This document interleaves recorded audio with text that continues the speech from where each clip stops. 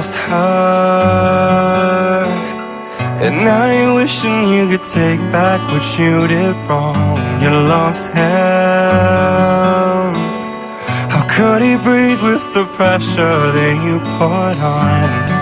How come being proud always feels so wrong when you hurt the one you love?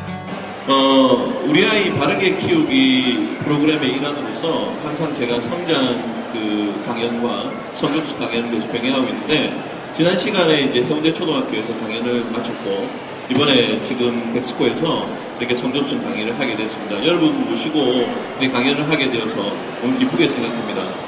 또래 아이들보다 좀 빨리 자라는 거, 좀 빨리 자라는 거를 성교수증이라고 하는데, 좀 박사님, 또래 아이들보다 좀 빨리 자라면 좋은 거 아닌가요? 아, 예. 성조증이라고 하는 것부터 먼저 우리가 알아봐야 되겠는데, 지금 적혀 있는 것처럼 다른 또래 아이들보다 2차 성징이 빨리 오는 것을 성조증이라고 합니다. 2차 성징이 뭐냐면은, 여자아이들 같은 경우에는 가슴 무늬에 잡히는 거고, 남자아이들 같은 경우에는 고환이 발달하는 겁니다. 근데 누구나 다 2차 성징을 겪게 되어 있는데, 요즘에는 이것이 너무나 빨리 온다는 게 문제가 된다는 것이거든요. 그래서 특발성 성조증이라고 명명을 하게 되는 것이고요. 그 특징이 여자아이들이 남자아이들에 비해서 20배 이상 많고요. 도시아이들이 시골아이들에 비해서도 많습니다. 그리고 바다에서 사는 아이들이 내륙에 사는 아이들보다 더 많이 발생하게 됩니다. 생리 시기가 만으로 16.2세, 16.9세였고요. 현재 우리 아기들을 키우시고 계신 어머님들은 20대, 30대로 보면은 13.2세, 13.9세 이 정도 때 생리를 했습니다. 요즘 아이들은 평균적으로 11.7세에 생리를 하게 됩니다. 엄청나게 빨라졌죠. 할머니 때에 비하면 4년 이상 빨라지고 어머니 때에 비하면 2년 이상 빨라졌습니다.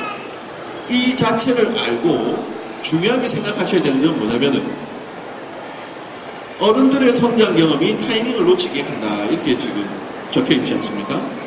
할머니들이 주로 많은 이런 실수를 합니다. 아, 놔둬라. 이 조그만 애기가 무슨 지금 성징을 하겠느냐. 자기 할머니 때를 기준으로 하면 고등학교 때 다들 생리를 했기 때문에 초등학교 1, 2학년 아이가 생리를 한다는 건 당체 도저히 머릿속에 들어올 수가 없는 얘기가 되는 거죠. 그렇지만 그것이 실제로 벌어지고 있기 때문에 어른들의 자신의 경험에 비춰서 아이들을 판단했다가는 정말 큰 낭패를 보게 된다는 사실을 꼭 기억을 하셔야 되고, 성적인 변화가 일어난다는 느낌이 들면 반드시 검사를 한번 받아보시는 게 정말 미래를 위해서 꼭 필요하다고 생각을 합니다. 그리고 지금 성조증 진료 인원 추이 이렇게 되어 있는데, 2006년도에는 한 6,000명 정도가 진료를 받았다고 하면 2010년도에는 26,000명이 진료를 받았고, 지금 이 증가 속도보다 더 빠르게 증가를 지금 하고 있는 중입니다. 지금부터 드릴 말씀은 성조증의 원인에 대한 얘기거든요. 지금 이 네 가지가 우리 어머님들이 보시기에는 성장에 다 도움이 되는 음식으로 보이시잖아요. 그런데 성조증에는 좋지 않은 음식입니다. 자, 한번 얘기를 진행을 해보겠습니다. 성조증의 원인은 크게 나누기를 두 가지 정도로 이렇게 나눕니다. 유전적 원인이 있어요. 참 어떻게 보면 이건 정말 섭섭한 얘기인데, 부모님 중에 두 분 중에 한 분이 성조증이었다면, 성적으로 빨리 진행을 한 경우에는 요즘에는 반드시 아이가 성조증이 옵니다. 너무 빨라지다 보니까 부모님 중 한 분에 의해서도 충분히 영향을 받게 됩니다. 그리고 또 섭섭한 얘기가, 아빠 키가 165 이하, 엄마 키가 155 이하인 경우에 성조증이 제일 잘 생깁니다. 그래서 부모님에 의해서도 키가 작은데 성조증의 문제로 그 문제 때문에라도 또 키가 작아져가지고 정말 너무 키가 작은 상태로 되는 경우들이 생기게 되죠. 이런 경우가 선진국일수록 더 이런 유전적 요인이 더 커져 있습니다. 그리고 아까 앞에서 그림을 보여드린 이유가 이 부분을 설명드리기 위해서 얘기를 드린 건데, 환경적 원인입니다. 서구화된 식습관으로 인한 소화비만 이렇게 있는데, 서구화된 식습관이라는 말의 의미는 열량이 높고 살이 찌기가 쉽다라는 말이 해당되지 않겠습니까? 아까 앞에 보시면 삼계탕 이렇게 얘기하셨던 그게 우리가 곰탕을 보여준 겁니다. 곰국을 얘기한 거거든요.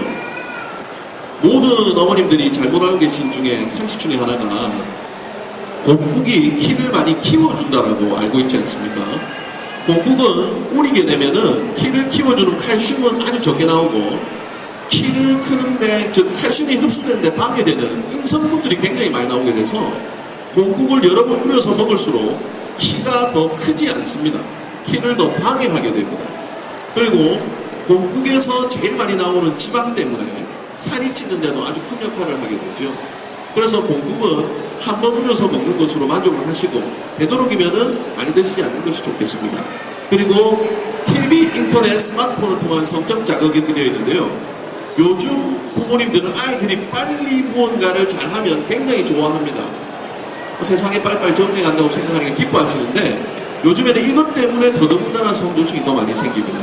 제가 치료하는 얘기 중에 하나가 그리스 로마 신화를 굉장히 좋아하는 여자아이가 있었는데 이 그리스 로마 신화를 자기가 이제 아이들 버전으로 읽다 보니까 궁금해가지고 초등학교 1학년 여자아이가 궁금해서 성인들이 보는 성인판 그리스 로마 신화를 다 읽은 거예요. 인터넷에서 찾아서. 근데 거기에는 보면은 굉장히 자극적인 요소들이 많이 있습니다. 이 아이가 그걸 쭉쭉 보다 보니까 전혀 다른 원인이 없었음에도 불구하고 성조증이 발생을 하게 된 것이고 저희들이 치료하는 데 있어서 가장 힘들어하는 아이들이 이 정서적인 부분에 의해서 자극을 받은 아이들이 가장 힘들어합니다. 신체적 영향입니다. 그러니까 아까도 제일 처음에 말씀드린 것처럼 키가 작아지게 되는데 최소한 마이너스 5cm라고 생각하시면 되죠. 요즘에는 아이들이 아나운서라든지 운동선수라든지 이런 키가 크지 않으면 안 되는 직업들을 원하는 경우도 많이 있지 않겠습니까? 옆에도 우리 축구 교실이 있는데 제가 치료하는 축구선수 아이들 중에 기술이 기가 막히게 좋은데도 불구하고 중학생이었거든요. 그 코치 선생님이 170cm가 되지 않으면 연락을 하지 말아라고 얘기를 합니다. 그러니까 그 아이들한테는 1cm가 너무너무 중요한 거죠. 근데 만약에 조숙이다. 이 정말 아이들 미래를 바꾸는 일 아니겠습니까? 그래서 이런 문제가 생기면은 꼭 체크를 해주셔야 되고요. 여자아이 같은 경우에는 호르몬의 활성이 강하기 때문에 유방암이나 난소암, 조기폐 같은 이런 문제점들이 생기게 됩니다. 그리고 요즘 들어서 특히 이제 강조되고 있는 것이 심리적 영향인데요. 아무래도 이 아이들이 너무 빠르게 생리를 하다 보니까 초등학교 1학년이 생리를 했다고 치면은 아이가 감당이 안 되지 않겠습니까? 그러면 어머님이 학교를 찾아오셔야 되고 선생님이 또 배려를 해야 됩니다. 그리고 어떻게 하더라도 주목을 받게 되고 놀림을 받게 돼서 이 또래 집단하고 불화가 굉장히 많이 생기게 되죠. 결론적으로 정상적인 건강한 정신적 성장을 이룩하기가 굉장히 어렵습니다. 왜 나만 특이하지? 이런 문제점들이 아이들의 정신 건강을 굉장히 방해하게 되는 것이죠. 그리고 마지막으로 요 근래 들어서 언론에서 소아성범죄에 대한 얘기를 많이 하고 있는데 조기성숙이라는 말의 의미가 뭐냐면은 정신은 아이인데 몸은 성인이라는 뜻이거든요. 굉장히 범죄에 노출되기가 쉽다는 사실. 이것이 성조증의 문제점이라고 생각하시면 되겠습니다. 성조증 예방하기 위해서 사실 앞에서 얘기를 거의 다 한 셈입니다. 정리한다고 생각하시면 되는데 5개로 나뉘어져 있습니다. 제일 첫 번째가 체지방이죠. 두 번째가 음식 조절, 세 번째가 수면 조절, 네 번째가 운동 조절, 다섯 번째가 심리 조절입니다. 체중 모든 여자아이들은 30kg가 되면은 성징을 시작하도록 시스템이 되어 있습니다. 그래서 키가 많이 크건 적건 간에 30kg가 되지 않도록 천천히 살이 찌도록 관리해 주시는 게 제일 중요합니다. 남자아이들은 40kg에서 시작을 하니까 똑같습니다. 여자아이가 140cm로 30kg가 돼서 유선이 발달하면 그 말의 의미는 뭐냐면 최소한 160cm가 된다는 뜻입니다. 그거를 꼭 기억을 해주시고요. 그 다음에 음식 조절입니다. 콜레스테롤, 지방이 많은 음식 조심하시고 콩 조심하시라는 얘기 아까 얘기를 드렸습니다. 콜레스테롤은 특별히 한 번만 더 보겠습니다. 콜레스테롤이 많은 음식, 성호르몬을 자극할 수 있는 음식이 알 종류, 그 다음에 알이라면 달걀, 메추리알, 날치알, 성게알 같은 알 종류들이죠. 그리고 새우, 꽃게, 바닷가재, 오징어, 문어, 그 다음에 조개류 이런 스타일. 아까 제가 그 바다에 있는 아이들이 내륙에 있는 아이들에 비해서 성유시 많다고 한 이유가 이런 음식물들이 성호르몬을 많이 자극하기 때문입니다. 그리고 내장고기들, 초콜릿, 사골국, 마요네즈고요. 아까 제가 그 무분별한 성장 보조제 남용이라는 얘기를 하면서 말씀드렸던 것처럼 초유, DHA, EPA, 오메가3, 홍삼, 복분자, 블루베리, 석류, 장어류, 양파즙 같은 이런 건강기능식품들은 좋은 아이들한테 썼을 때의 약이기 때문에 전문가들하고 상의를 하셔서 기간을 맞춰가지고 복용시키도록 하시면 좋겠습니다.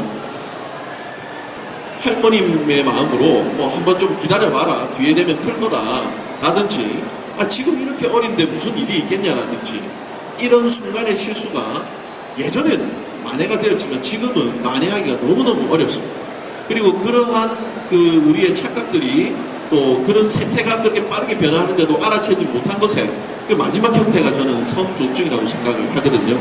그래서 이게 이미 한 개인의 문제가 아니고 부모님도 당연하고 학교도 당연하고 사회 전체가 이 성조증에 대해서 관심을 가지고 예방을 하고 또 그 문제가 발생한 아이는 잘 치료가 될 수 있도록 옆에서 도와주는 것이 우리 어른들의 할 일이라고 생각을 합니다.